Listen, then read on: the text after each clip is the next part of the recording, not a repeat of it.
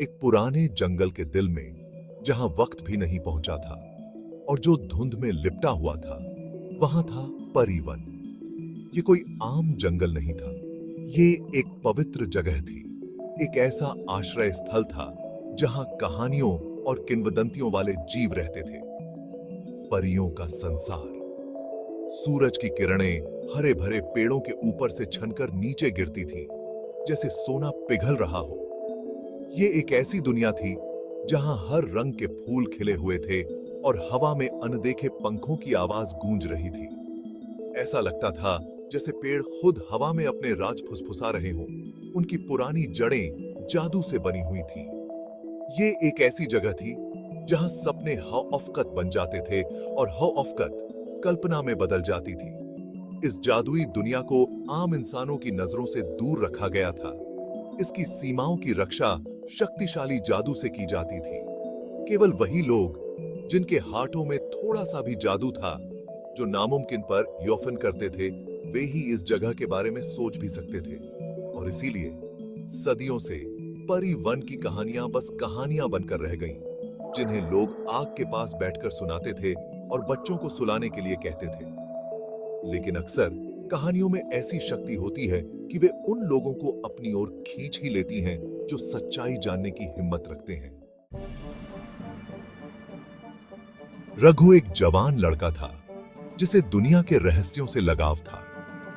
अपने दोस्तों की तरह जो सांसारिक चीजों में खुश रहते थे, रघु को हमेशा रोमांच की तलाश रहती थी। उसका दिल पुरानी कहानियों की फुसफुसाहट सुनता था। वो प्राचीन किताबें पढ़ता रहता था। उसकी आंखें हैरानी से चमक उठती थीं जब वो पौराणिक जानवरों, छिपे हुए राज्यों और रात के जीवों के बारे में पढ़ता था। इन सभी कहानियों में परिवन की कहानियां उसे बहुत आकर्षित करती थीं। वो मानो परी के पंखों की आवाज सुन सकता था, जादुई फूलों की खुशबू सूंघ सकता था। एक दिन बस अपनी जिज्ञासा और पीढ़ियों से चली आ रही एक पुरानी नक्शे के साथ रघु जंगल के अंदर चला गया। वो कहानियों के पीछे का सच जानना चाहता था। वो रास्ता खोजना चाहता था जो उसे परियों की दुनिया में ले जाए। जंगल ने उसका स्वागत एक अजीब सी खामोशी से किया। घने पेड़ों के तरण सूरज की रोशनी भी नीचे नहीं पहुंच पा रही थी, जिससे लंबी अजीब सी परछाइयां बन रही थीं।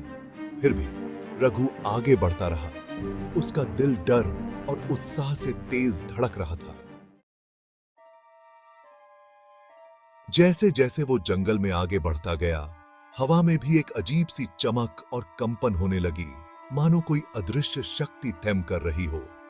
उसके आसपास अजीब और गरीब और सुंदर पौधे उग आए, जो उसने पहले कभी नहीं देखे थे। उसके हाथ के आथर के पंखों वाली तितलियां इधर उधर उड़ रही थीं। उनके पंख ऐसे रंगों से सजे हुए थे जिनका वर्णन करना मुश्किल था। जंगली फूलों की मीठी और मदहोश कर देने वाली खुशबू से हवा महक रही थी। और तभी उसने उसे देखा। नीले फूलों से भरी एक धूप वाली जगह पर एक बहुत सुंदर परी नहा रही थी। उसके पंख शीशे की तरह चमक रहे थे। उन पर इंद्रधनुष के सभी रंग थे जो सूरज की रोशनी में टिमटिमा रहे थे। उसके बाल चांदनी की तरह चमक रहे थे और उसकी आंखें बड़ी और चमकदार, सदियों पुरानी लग रही थीं। वो आयरा थी, परिवन की एक परी, और जैसे ही उनकी नजरें मिलीं, रघु का दिल जोर से धड़कने लगा। भाग 4। दुनिया से परे एक विस्पर्स। समय मानो थम गया जब रघु और आयरा एक दूसरे को देखते रहे। उनका शुरुआती आश्चर्य धीरे धीरे एक अजीब सी जिज्ञासा में बदल गया। वो उसकी सुंदरता से मंत्रमुग्ध हो गया था, जिस तरह से वो हवा में बहते हुए पेड़ की तरह चलती थी। जब वो बोलती थी तो उसकी आवाज छोटी छोटी घंटियों की तरह मीठी और मनमोहक लगती थी। आयरा रघु की आंखों में दिख रहे आश्चर्य और सम्मान से उसकी ओर आकर्षित हुई। जैसे जैसे दिन हफ्तों में बदलते गए, रघु और आयरा एक दूसरे की ओर खिंचते चले गए। जैसे पतंगे जलती हुई मोमबत्ती की ओर खींचे चले जाते हैं। वे उस गुप्त जगह पर मिलते थे, अपनी कहानियां और सपने साझा करते थे।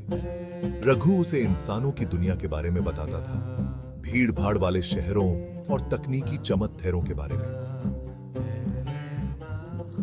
आयरा उसे परियों की दुनिया की कहानियां सुनाती थी, प्राचीन जादू और प्रकृति के नाजुक संतुलन के बारे में।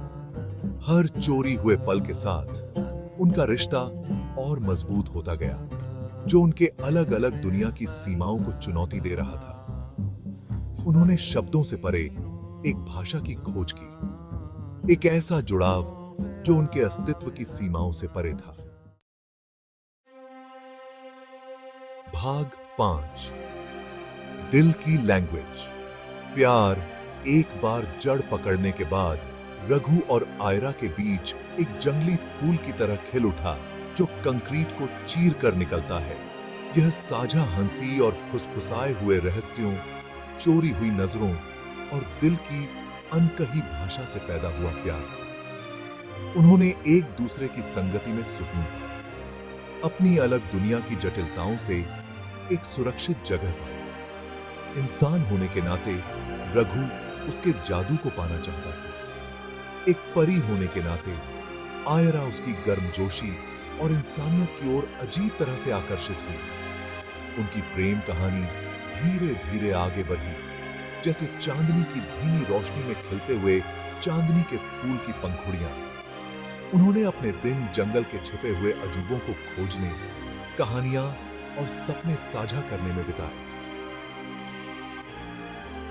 रघु उसके लिए जंगली फूल लाता था, जिनकी पंखुड़ियों में सूरज की गर्मी होती थी, और वो उन्हें एक कोमल जादुई रोशनी से भर देती थी। उनका प्यार किसी भी परिभाषा से परे था, एक ऐसी दुनिया में जुड़ाव की स्थायी शक्ति का प्रमाण था, जो अक्सर आत्माओं को अलग रखने के लिए दृढ़ संकल्पित होती है।